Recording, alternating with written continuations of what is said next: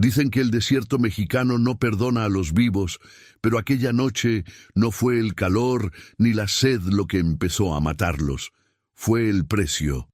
Un precio que nadie entendió hasta que ya era demasiado tarde.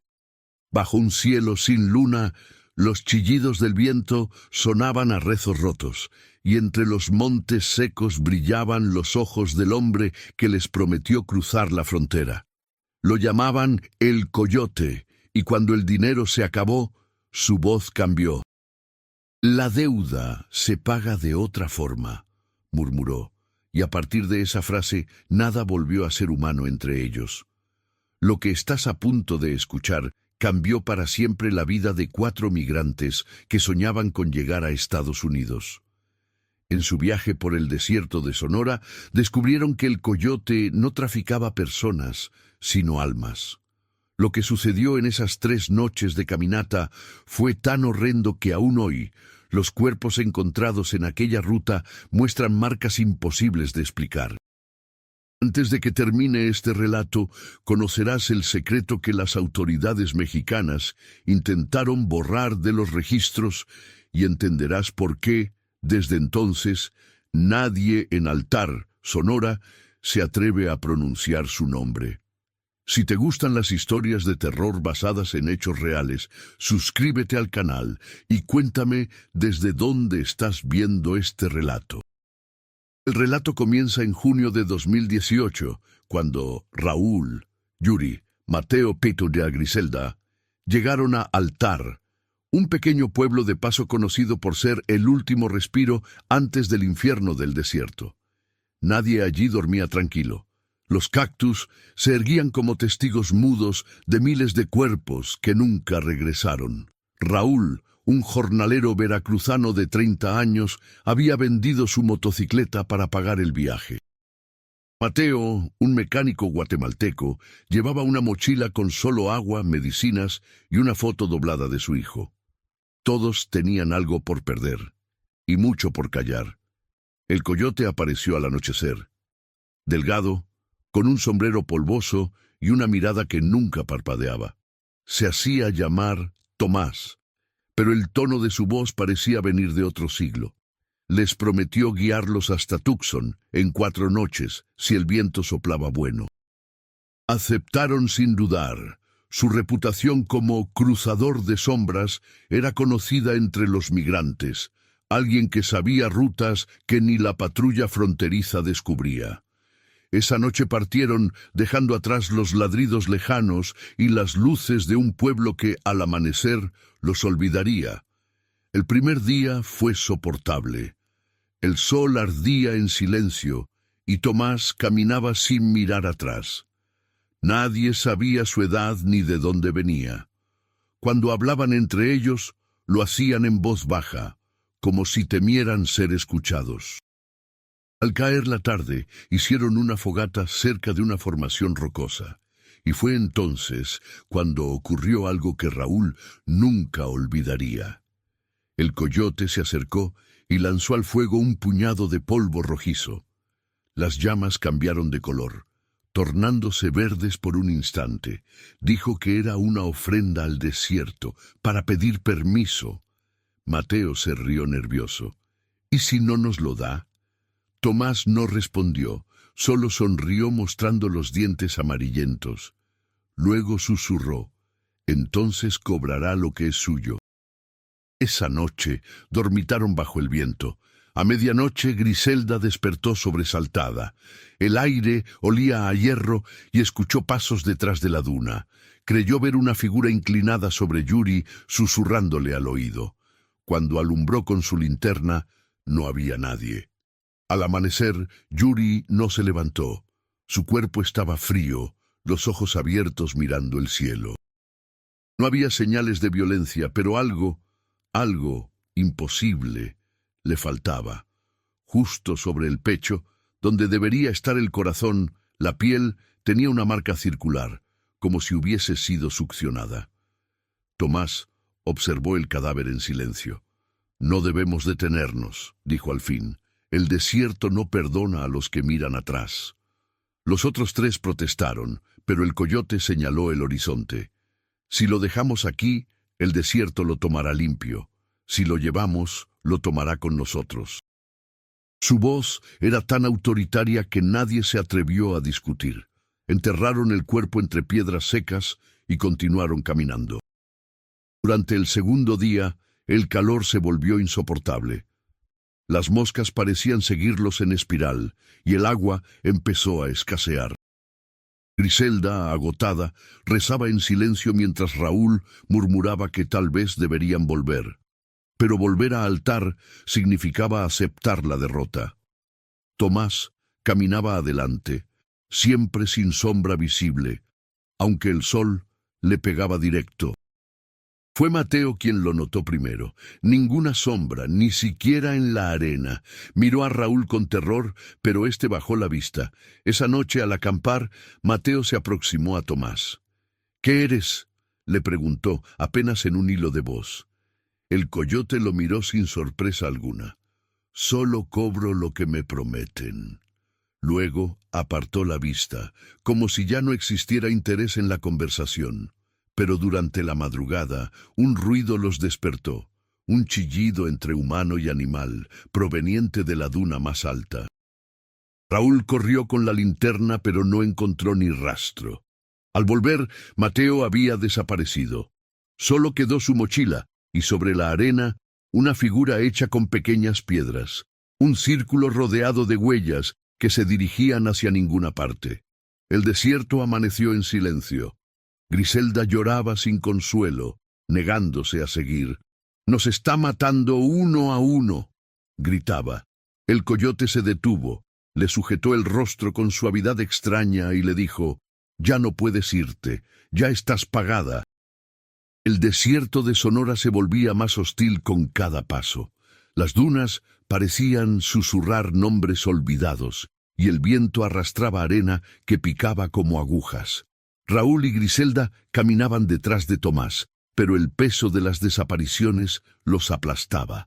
«No mires atrás», repetía el coyote, pero el sol del mediodía proyectaba sombras que no coincidían con sus cuerpos, sombras alargadas, con formas que se retorcían solas. Griselda, con los ojos hinchados, se aferraba a la mochila de Mateo. «¿Qué nos quiere?», le preguntó a Raúl en voz baja. Él, que había crecido oyendo leyendas de nahuales en Veracruz, solo negó con la cabeza. «Esto no es un animal, es algo que el desierto escupió». Tomás, al frente, no se inmutaba. En cambio, silbaba una melodía antigua, como un corrido olvidado, que hacía que las piedras vibraran levemente. Al caer la tarde del segundo día, encontraron un oasis seco. Un pozo abandonado, rodeado de huesos blanqueados por el sol. Tomás se detuvo y les ordenó descansar. «Aquí el desierto habla claro», dijo, sacando de su morral un frasco con líquido oscuro.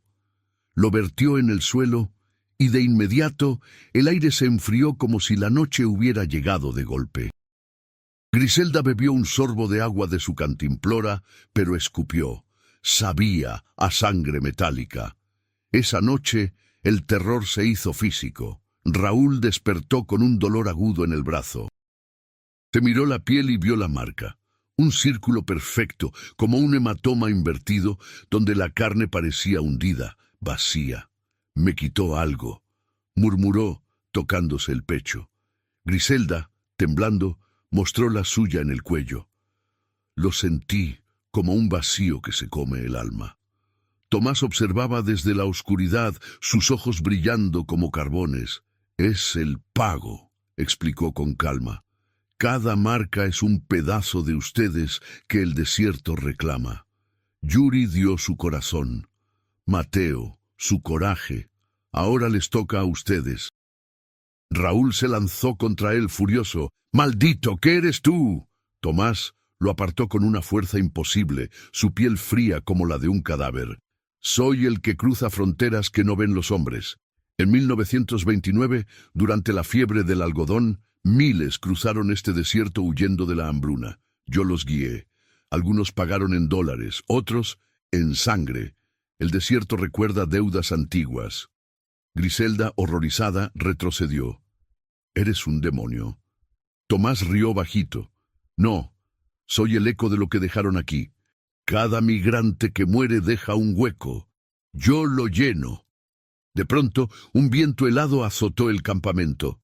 Desde el pozo surgió un gemido, como voces superpuestas gritando en español y náhuatl. Figuras borrosas emergieron de la arena, siluetas de hombres y mujeres con marcas idénticas en el pecho, extendiendo manos huesudas. Una de ellas se acercó a Griselda, susurrándole: «Únete a nosotros, el coyote siempre cobra». Ella gritó y corrió hacia Raúl, pero al voltear, las figuras se desvanecieron. Solo quedaron huellas que formaban un círculo perfecto alrededor del pozo. Tomás no se movió. Ellos son los que no pagaron completo. Ahora los arrastran cada noche. Raúl, con la marca ardiendo, exigió respuestas. El coyote se sentó y contó por primera vez su historia. Había sido un arriero en los años 40, guiando caravanas por Sonora durante la Segunda Guerra. Una tormenta lo sepultó vivo con su grupo. Morimos gritando deudas. El desierto nos maldijo a cobrarlas por siempre. Desde entonces guiaba migrantes, pero solo los que debían algo, al destino, a la familia, a sí mismos. Yuri debía su vida por un accidente que causó. Mateo, su hijo, por abandonarlo. Griselda sollozó. ¿Y nosotros? Tomás la miró fijamente. Lo sabrán al amanecer. Durante la noche, Raúl no durmió. Escuchó pasos. Vio a Yuri y Mateo de pie en la distancia, con los ojos vacíos y las marcas brillando. Extendían las manos, invitándolo. Cuando el sol salió, Griselda no estaba. Solo su cantimplora, con una marca fresca en el fondo. Tomás sonrió. Dos quedan. El desierto está contento. Raúl, solo con el coyote, sintió el vacío crecer dentro de él. Raúl avanzaba solo detrás de Tomás, con el desierto de Sonora cerrándose como una trampa. El sol del tercer día quemaba sin piedad, pero el verdadero infierno estaba dentro de él. La marca en su brazo palpitaba, extendiéndose como venas negras bajo la piel. Cada paso resonaba con los ecos de Yuri, Mateo y Griselda, voces que susurraban su culpa desde la arena. «Traicionaste a tu hermano en Veracruz», decían. «Lo dejaste morir por unos pesos». Raúl apretó los dientes. Esa deuda antigua, que creía enterrada, ahora lo devoraba vivo. Tomás caminaba sin cansancio, su silueta recortada contra el horizonte brumoso. No había sombra bajo él, solo un vacío que parecía absorber la luz. Hacia el mediodía llegaron a un cañón angosto, donde las paredes rocosas grabadas con petroglifos antiguos miraban como ojos. «Aquí termina el cruce», anunció el coyote. «Tucson está al otro lado, pero tú no pasarás sin pagar». Raúl, exhausto, se detuvo. «¿Qué más quieres? Ya me quitaste todo». Tomás se volvió, y por primera vez, su rostro pareció envejecer siglos. Arrugas profundas, ojos hundidos como pozos. «Tu miedo, tu alma entera». En ese momento, el viento cesó. El silencio era tan absoluto que Raúl oyó su propio corazón latiendo desbocado. De las grietas del cañón surgieron las figuras. Yuri con el pecho hueco, Mateo con manos espectrales, Griselda con el cuello marcado como un estigma. No eran fantasmas etéreos, sino formas sólidas, con piel agrietada que sangraba arena. «Únete», gemían al unísono. «El coyote siempre cobra». Raúl retrocedió, tropezando con una roca. En su caída vio las marcas en su propio cuerpo. No solo el brazo, sino el pecho, las piernas. Círculos concéntricos que lo vaciaban desde adentro. Tomás se acercó arrodillándose. «En 1943 yo era como tú, un guía desesperado. Mi grupo murió en esta cañón durante una tormenta. Juré cobrar de los vivos lo que el desierto me quitó. Pero no soy el demonio, soy el pacto». Extendió la mano, y Raúl sintió un tirón invisible, como si hilos de su esencia se deshilacharan. Recordó altar, los rumores de cuerpos encontrados con órganos intactos, pero vacíos. Periodistas de Hermosillo habían investigado en 2019 más de 200 migrantes desaparecidos en esa ruta, todos con marcas circulares en autopsias clasificadas. Las autoridades lo atribuyeron a coyotes humanos, pero los sobrevivientes callaban por terror. Raúl luchó, agarrando una piedra afilada. «No soy como ellos». La lanzó contra Tomás, pero el coyote la atrapó en el aire riendo. Todos dicen lo mismo. Las figuras lo rodearon, susurrando secretos. La culpa de Raúl por abandonar a su hermano en un accidente de jornalero, la de Griselda por robar a su madre moribunda, las de los otros por deudas impagas al destino.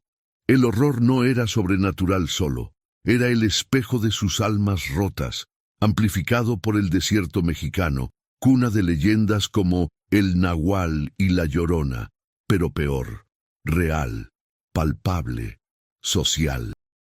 Pueblos como Altar vivían con el estigma, donde cada desaparición era un recordatorio de la migración fallida, de promesas rotas a familias lejanas. De repente, un rugido sacudió el cañón. No era viento, sino un temblor profundo. Las figuras se disolvieron en remolinos de arena y Tomás retrocedió, sorprendido. Raúl vio su oportunidad.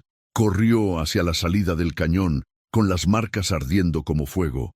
Pero al voltear, Tomás no lo perseguía. En cambio gritaba, «El desierto no olvida». Raúl cruzó la frontera invisible esa tarde, colapsando en un arroyo cerca de Tucson.